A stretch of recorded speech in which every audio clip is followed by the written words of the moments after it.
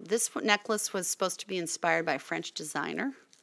It's made with macadamia nuts. Now, these nut shells are wonderful to work with, but they're really, really hard.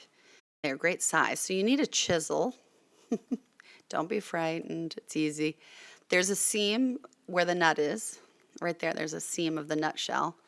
You take the chisel and a workbench, and you hammer it down and it opens up. Make sure you wear safety glasses because, as I said, these pieces, they're hard. Now, this is a really cool little tool. It's called a mini belt sander.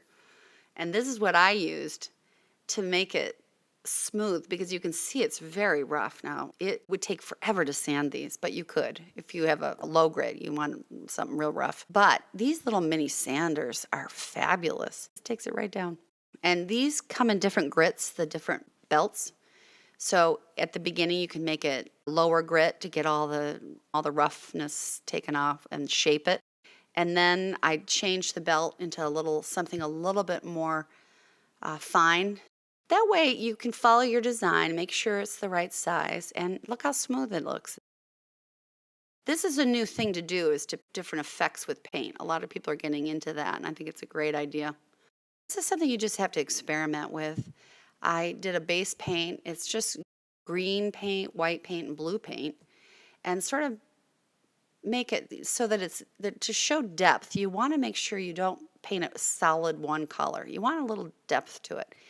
And then you take a thin brush. Now, for the sake of this tutorial, I'm using a big brush just so you can see, but you can imagine how fine the brush would be.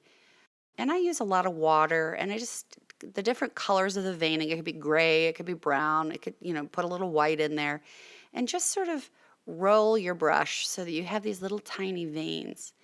And if you don't like something, you just put water on top of it and wipe it off. It's nice. Acrylics are very forgiving.